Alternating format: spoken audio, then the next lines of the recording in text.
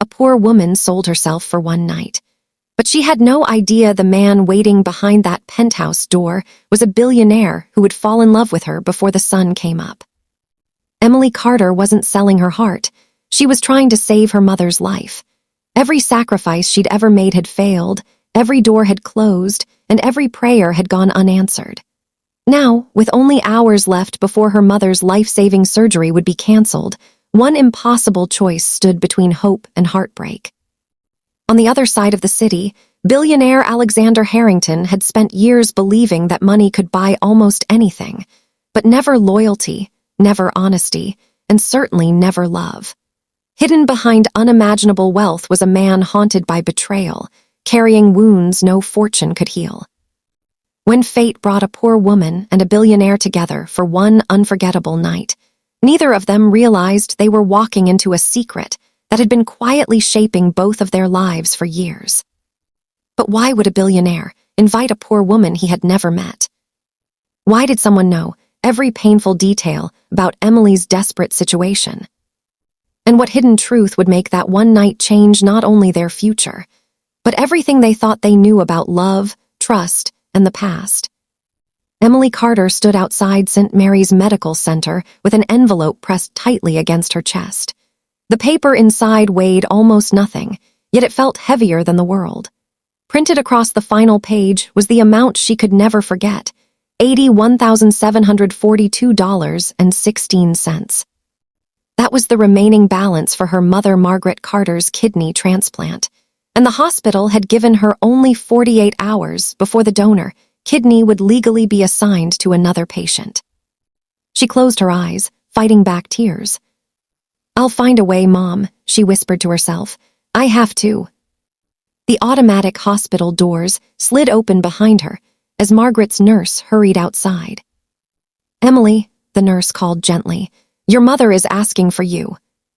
Emily quickly wiped her eyes and forced the same smile she had worn for years.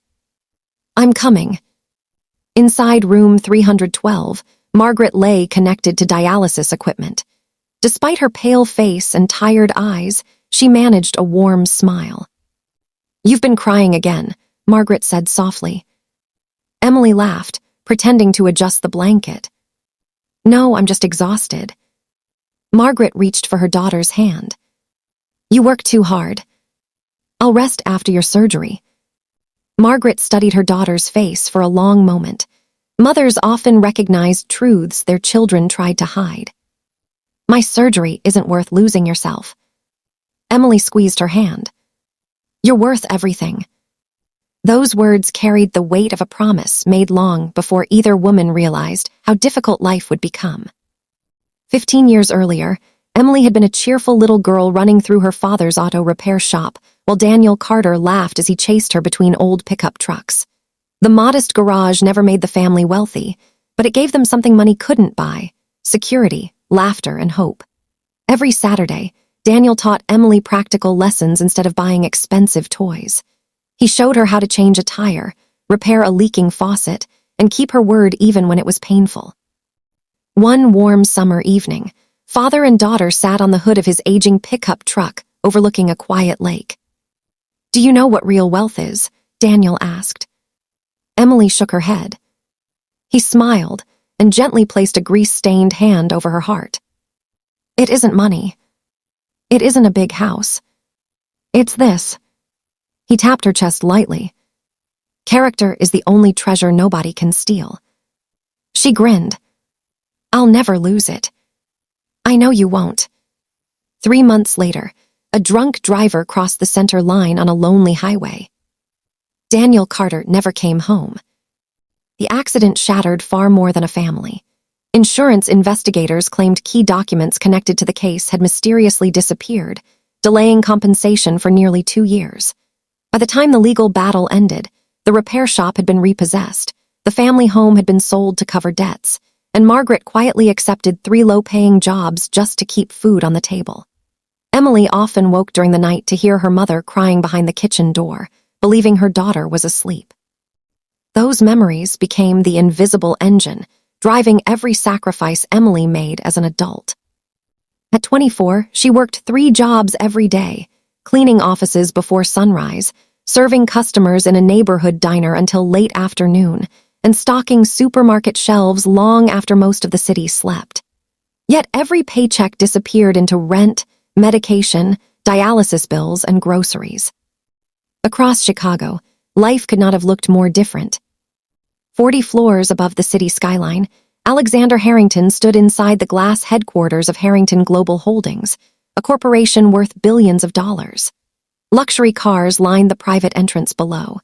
Executives waited nervously outside his boardroom. Financial news channels described him as one of the youngest self-made billionaires in America, but the expensive suits and breathtaking penthouse hid scars wealth had never healed. On Alexander's desk rested a thin, confidential file. Across the front, one name had been typed in black letters. Emily Carter. He stared at it without opening it. Not because he doubted what was inside, but because meeting the woman in that file might force him to confront a promise he had made 18 years earlier, a promise born from betrayal, loss, and a truth he had never shared with another living soul. Neither Emily nor Alexander knew it yet. But long before fate planned to bring them together for one unforgettable night, someone else had already begun moving the pieces. The following morning began like every other morning in Emily Carter's life, with exhaustion. At 4:45 a.m., her alarm pierced the silence of her tiny apartment. The ceiling above her bed bore a brown water stain from last winter's leak, and the old radiator rattled louder than it warmed the room.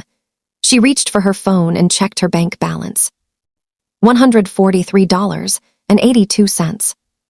Emily let out a slow breath before slipping out of bed. No time to fall apart, she whispered to herself. She pulled on her cleaning uniform, tied her hair into a simple ponytail, and quietly left the apartment before sunrise. By 6 o'clock, she was mopping the marble floors of a downtown office tower. The executives whose offices she cleaned would arrive hours later wearing tailored suits, carrying expensive coffee, and discussing investments worth more than Emily would earn in several lifetimes. She never envied them. She only wished her mother could receive the same quality of care they took for granted. Later that afternoon, Emily hurried into the small neighborhood diner where she worked her second job. "Morning, Em," her manager, Carl, called from behind the counter. "You look like you didn't sleep." Emily forced a smile. "I'll sleep next week." Carl frowned. "Still taking your mom to dialysis tonight?" Emily nodded. "As always." Carl silently placed a warm sandwich on the counter. "I made too much." Emily immediately understood the lie. "You didn't." He shrugged. "Then help me avoid wasting food." Emily smiled gratefully. "Thank you." Moments like that reminded her kindness still existed, even in small forms. Unknown to her, someone had already documented similar acts of generosity dozens of times. Across the city, inside Harrington Global Holdings, Alexander Harrington finally opened the confidential file resting on his desk. Each page contained carefully verified reports prepared by the Harrington Foundation's investigators. Unlike the corporation, the foundation operated quietly, funding medical treatments, scholarships, and emergency assistance for families in crisis. Alexander had established it years earlier under strict anonymity, determined that genuine need, not publicity, would guide every decision. He studied the photographs one by one. Emily helping an elderly woman carry groceries. Emily returning a lost wallet without accepting the reward. Emily spending her lunch break reading to children in the pediatric ward while waiting for her mother's dialysis session to finish. Not one photograph had been staged. Every report reached the same conclusion. Honest, compassionate, selfless. Michael Lawson, Alexander's oldest friend and the foundation's legal advisor, entered the office carrying another folder. "Still reading about Emily Carter?" Alexander nodded. "Something about her doesn't fit." Michael raised an eyebrow. "In what way?" "Most people become bitter after enough hardship." He looked again at the photograph of Emily laughing beside a hospital bed. She became kinder. Michael sat opposite him. Our investigators spent 4 months verifying everything. They found no debts caused by gambling, no criminal record, no hidden relationships. She works 3 jobs, cares for her mother every day, and donates blood whenever the hospital needs it. Alexander remained silent. Years earlier, he would have dismissed such reports as carefully crafted manipulation. Experience had taught him that appearances could deceive. That lesson had been carved into him 18 years earlier. A brief memory surfaced. His father, Richard Harrington, stood inside the family library, placing a thick leather journal into 16-year-old Alexander's hands. "If anything ever happens to me," Richard had said quietly, "trust actions, never words." Alexander hadn't understood then. He did now. Within months, his father was dead. The official report listed a sudden heart attack. But Alexander never forgot the fear he had seen in his father's eyes during that final conversation. Nor did he forget how quickly trusted friends had turned into opportunists after the funeral. That betrayal became the foundation of every decision he made as CEO. Back in the present, Michael broke the silence. "The hospital has confirmed Margaret Carter's surgery will be canceled in less than 48 hours. Alexander slowly closed the file. "I know. So what do you want to do?"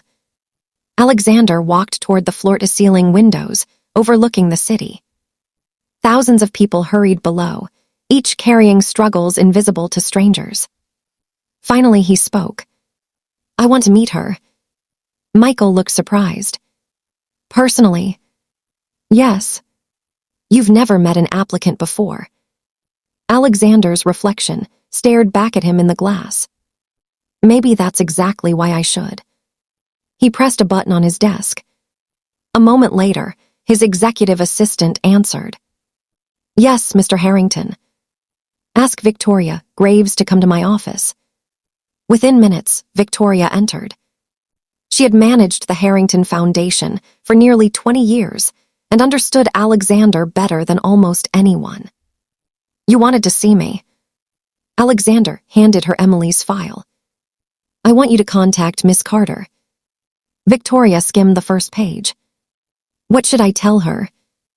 Alexander paused longer than usual. His next answer would unknowingly set in motion the biggest misunderstanding of both their lives. "Arrange a private meeting. No media. No publicity. And make absolutely certain she comes of her own free will." Victoria nodded. "I understand." She left without another question. Neither of them realized that a few words, spoken with the wrong emphasis, could completely change how Emily interpreted the invitation. By late afternoon, as Emily stepped out of the hospital after visiting her mother, a polished silver sedan quietly pulled to the curb beside her.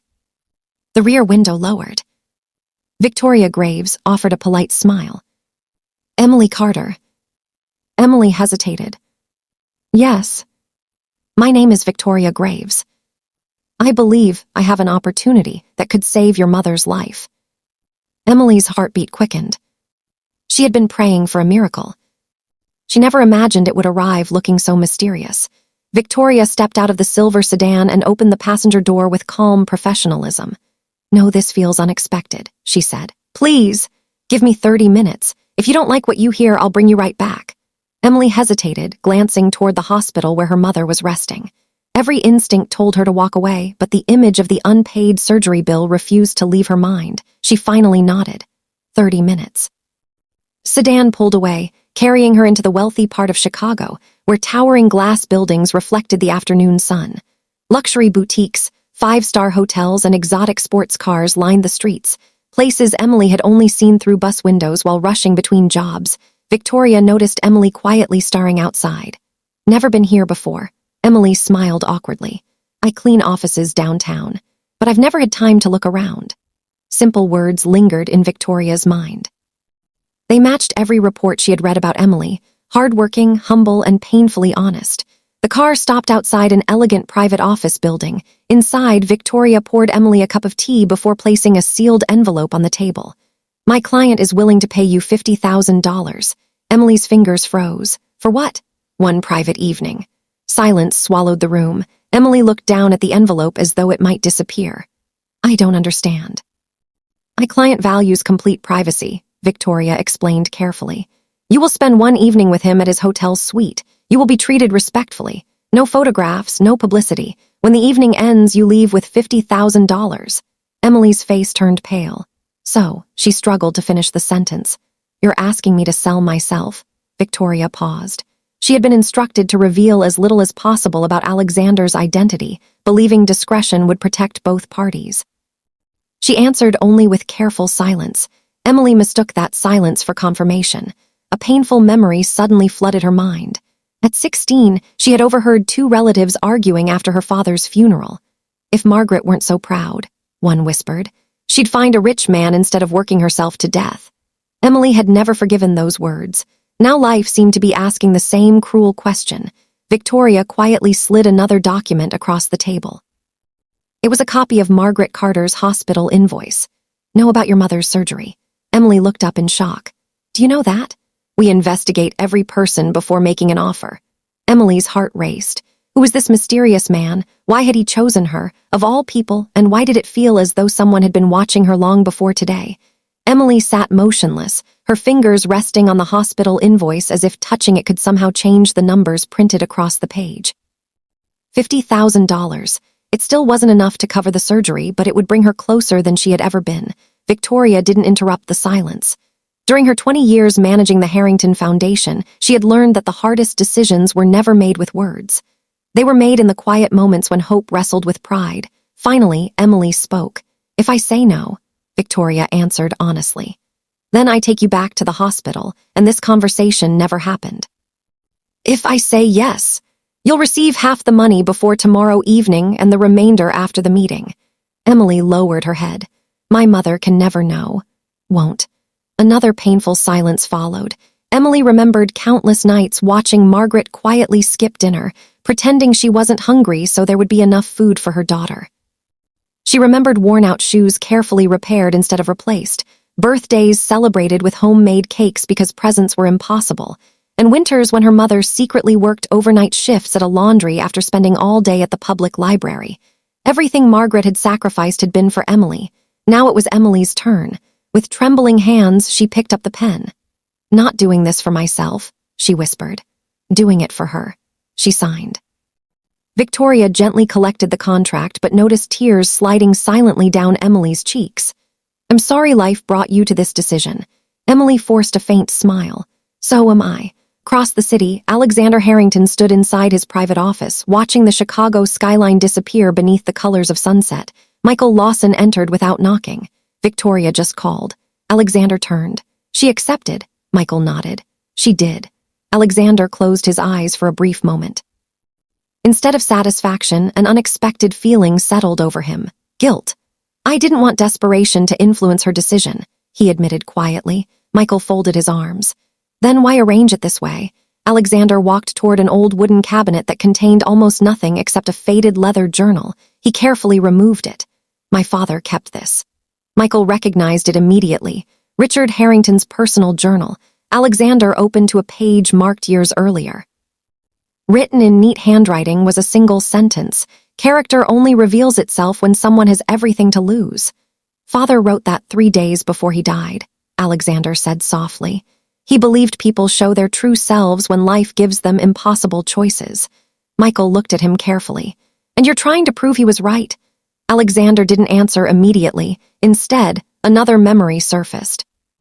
18 years earlier, 16-year-old Alexander had stood in a crowded church beside his father's coffin, while executives whispered about who would control the company next. Men who had once called Richard their friend were already negotiating business deals before the funeral had ended. That day, Alexander promised himself he would never again trust appearances. Years later, after building one of the country's largest companies, that promise still controlled his life. But Emily Carter unsettled him. Every report suggested she was genuine.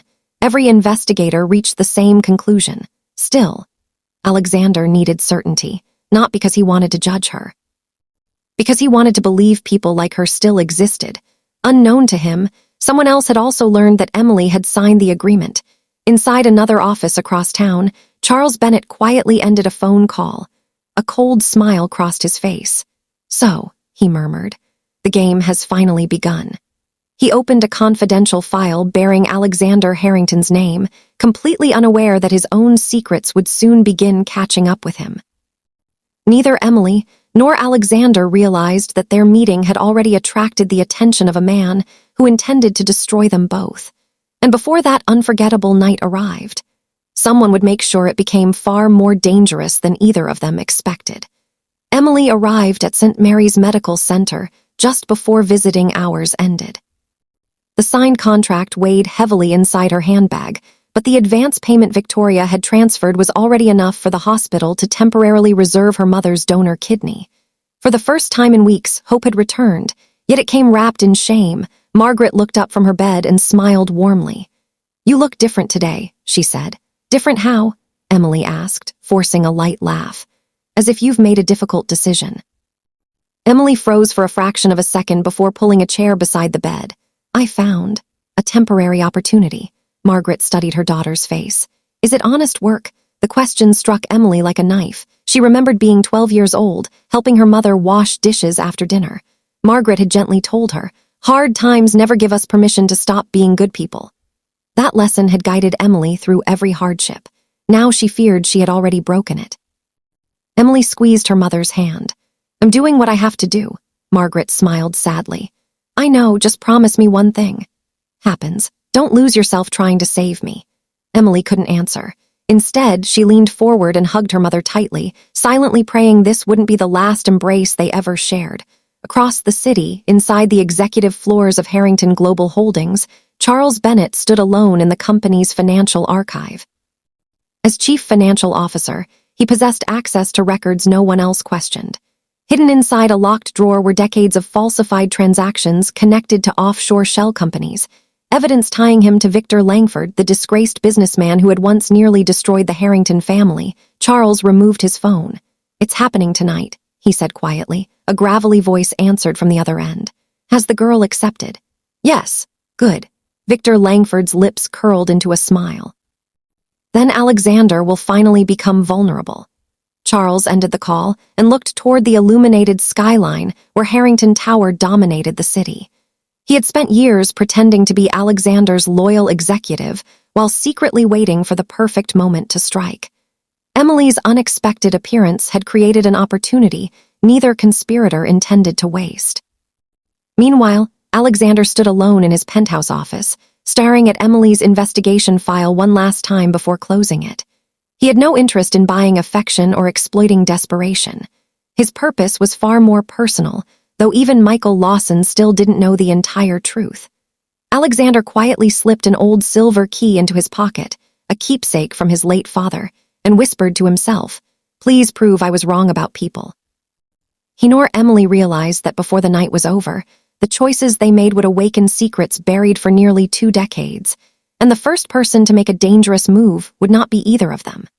The black luxury sedan rolled to a smooth stop beneath the glowing entrance of the Harrington Grand Hotel. Its towering glass facade reflected thousands of city lights, making the entire building appear like a palace suspended above Chicago.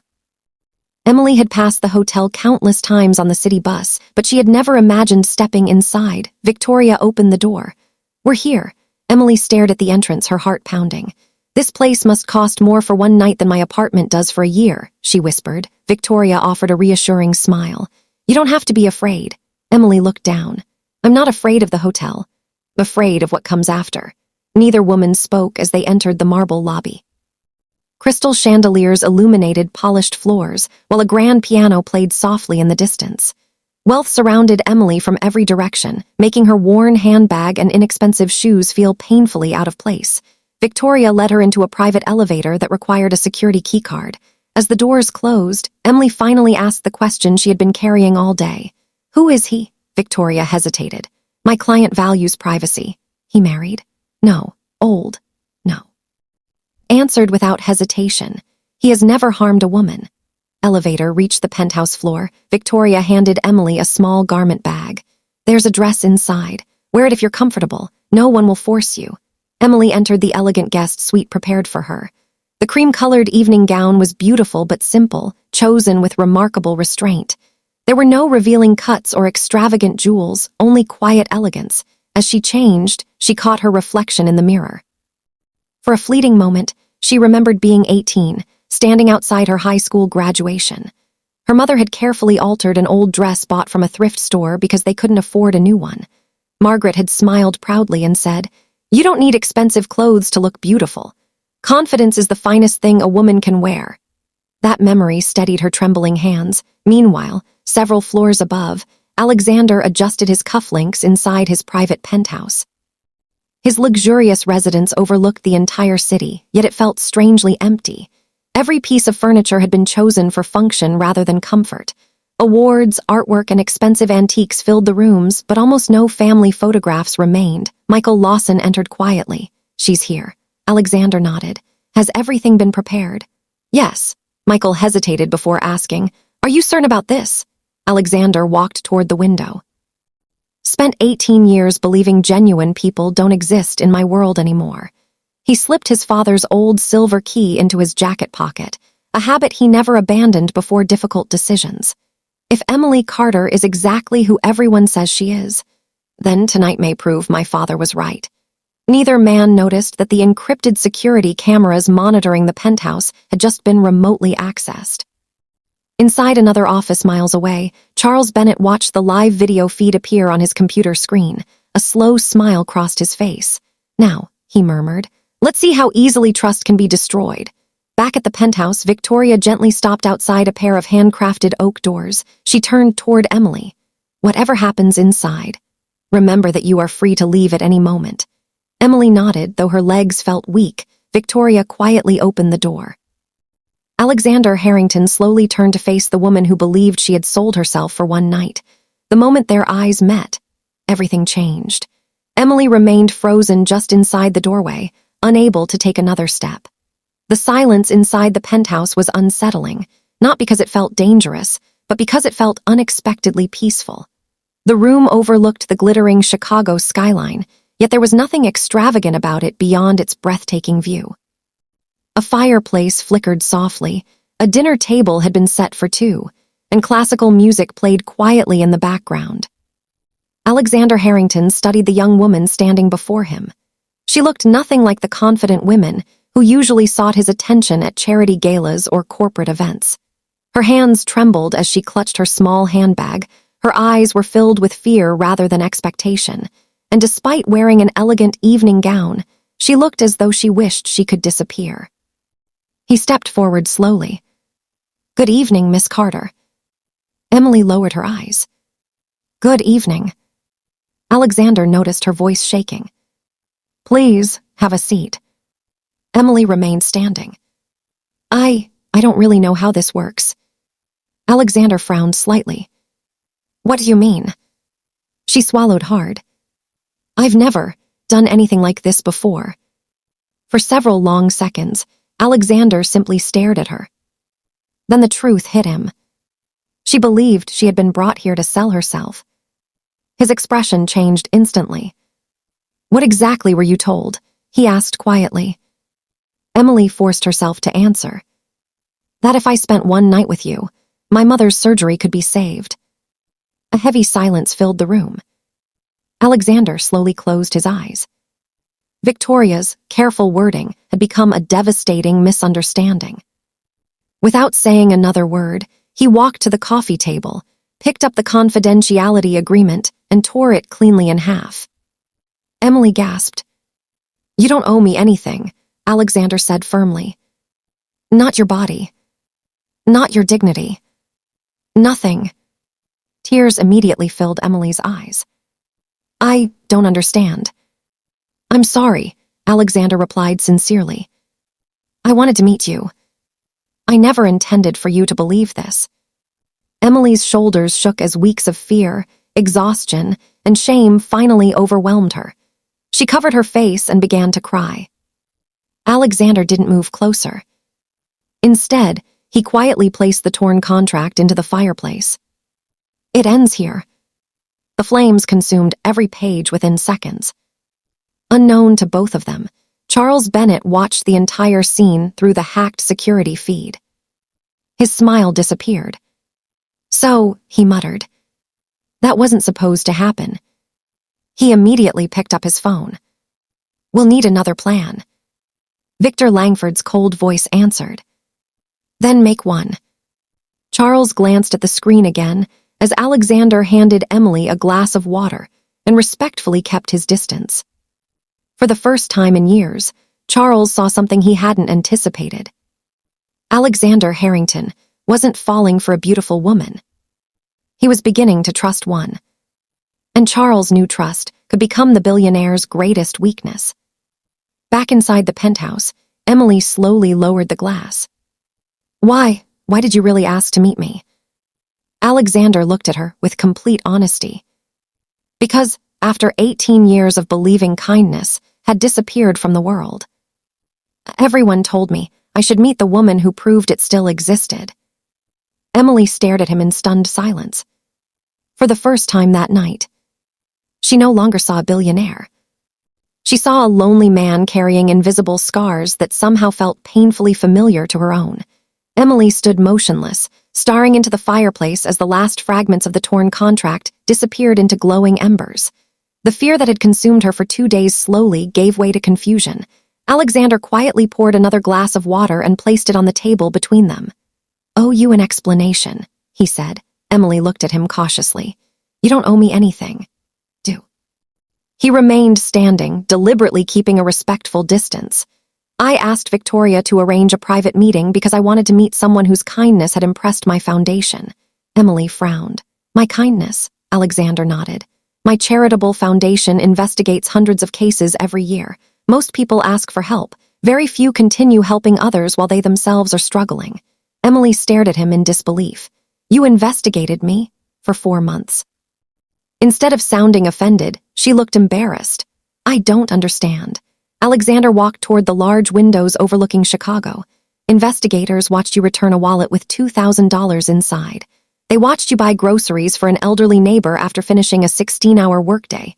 They watched you spend your lunch breaks reading to children in the pediatric ward instead of resting." Emily lowered her eyes. "I wasn't doing anything special."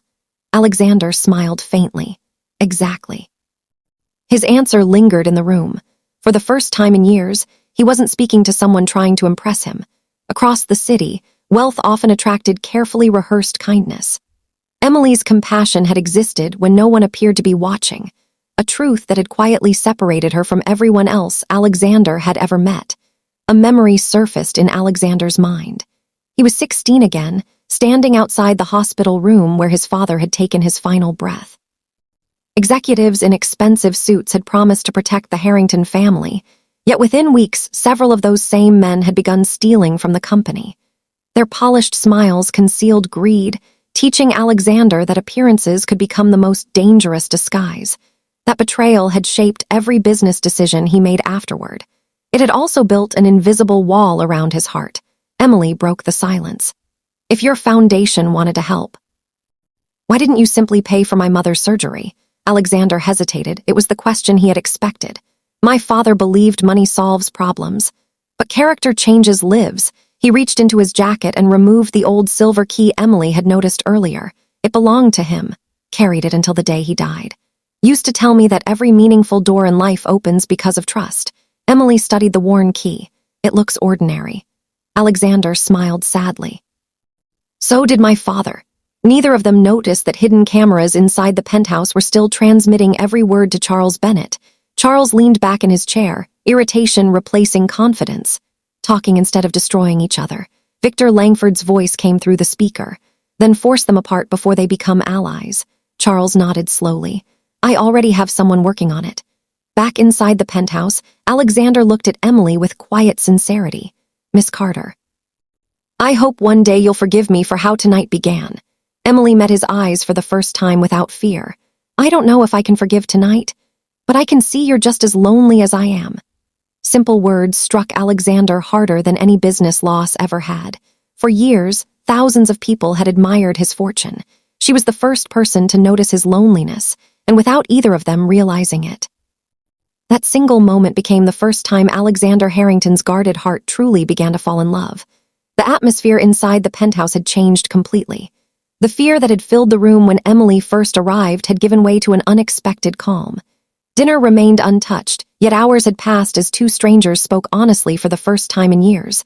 Alexander glanced at the clock. It's getting late. Emily stood, smoothing the wrinkles from her dress. I should go, he nodded. Have my driver take you home. Before she could respond, a discreet knock echoed through the suite. Michael Lawson entered carrying a sealed envelope. Everything has been arranged, he said before noticing Emily. I'm sorry for interrupting. Alexander accepted the envelope without opening it. Thank you, Michael. After Michael left, Alexander placed the envelope on the table and gently slid it toward Emily. This belongs to you. Emily slowly opened it.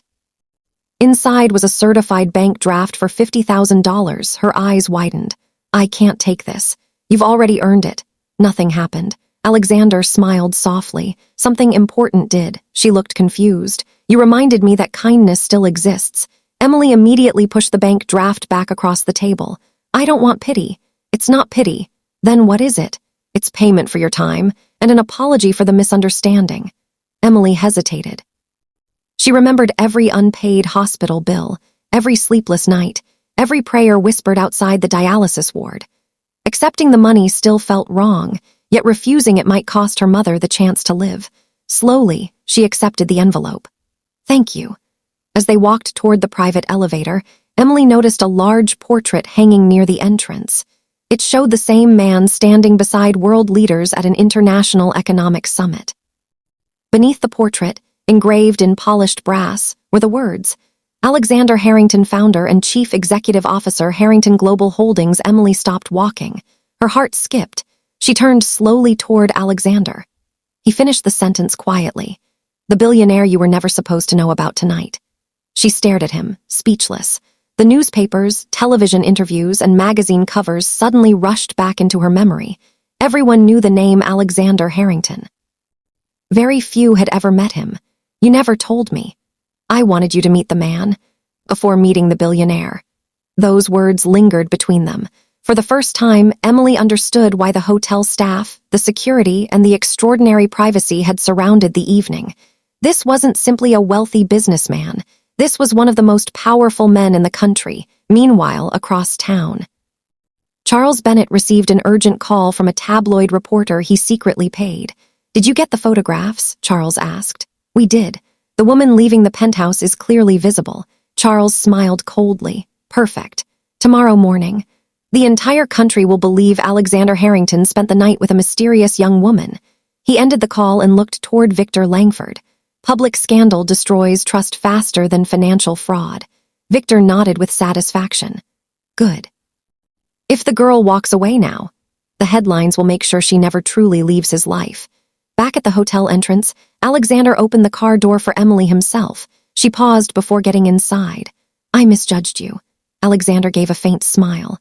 And I underestimated you. A brief moment, neither of them moved. Neither wanted the night to end. As the car pulled away into the quiet streets of Chicago, Alexander continued watching until the taillights disappeared into the darkness. Only then did he finally admit something he had spent years refusing to feel. He wasn't merely impressed by Emily Carter. Against every promise he had made to protect his heart, the billionaire had begun to fall in love with the poor woman who believed she had sold herself for one night. Emily barely slept. The envelope containing the $50,000 bank draft remained untouched on the small kitchen table beside her father's faded photograph. Every time she closed her eyes, she saw Alexander tearing the contract into pieces instead of asking for what she had feared all along. By sunrise, she walked straight to St. Mary's Medical Center. The billing officer looked up as Emily handed over the bank draft. I'd like to make a payment toward Margaret Carter's surgery. The woman processed the transaction, paused, then frowned at her computer screen. Miss Carter. Emily's heart sank. Is something wrong? The billing officer looked at the screen again. It says your mother's remaining balance has already been guaranteed. Emily blinked. Guaranteed. Someone established an anonymous medical trust early this morning. If additional expenses arise during surgery or recovery, they'll be covered as well. Emily's breathing stopped. Who did it? I'm sorry. The donor requested complete anonymity. Emily didn't need to ask twice. She already knew. At that very moment, Alexander sat in the executive boardroom of Harrington Global Holdings. Around him, directors discussed mergers worth billions of dollars, but his attention drifted to the empty chair beside the conference table. For the first time in years, financial victories felt strangely insignificant. Michael leaned toward him and whispered, "The trust has been established exactly as you requested. No one can trace it back to you." Alexander nodded quietly. Good. You still haven't told her. No. Why? Alexander looked through the glass walls, overlooking the city. Because if she ever stays in my life, I want it to be because of who I am, not because of what I can buy. Across town, Emily stepped outside the hospital just as dozens of people suddenly turned toward the large television inside the lobby. A breaking news banner flashed across every screen. Billionaire Alexander Harrington spends the night with mystery woman. A photograph filled the screen. It showed Alexander opening the limousine door for Emily outside the Harrington Grand Hotel. Another headline quickly followed. Who is the woman who captured the heart of Chicago's most eligible billionaire? Reporters speculated wildly. Some called her a secret fiancé. Others accused her of chasing wealth. Emily stood frozen as strangers around her began whispering. That's her. I saw her on TV. So she was pretending to be poor. One woman shook her head. They're all the same. The words pierced Emily far more deeply than she expected. She turned away before anyone could recognize her tears. Across the city, Alexander watched the same report from his office. His expression hardened. I want every photograph removed. Michael sighed. It's too late. The story has already gone viral. Alexander clenched his fists. They're destroying her reputation. They're trying to, Michael corrected. Alexander immediately picked up his phone. Cancel my afternoon meetings. What are you going to do? Alexander didn't hesitate. I'm going to protect the woman who walked into my life, believing she had to sell herself. And I'm going to make sure she never has to face this alone again. Unknown to Alexander, Emily had already made a decision of her own. She believed leaving him was the only way to save his reputation. As she quietly disappeared into the crowded streets of Chicago, neither of them realized they had reached the end of one journey and the beginning of a far more dangerous one. The poor woman had sold herself for one night. She had discovered the man was a billionaire. And before either of them fully understood it, the billionaire had fallen in love with her. But love had just created enemies far more powerful than either of them expected.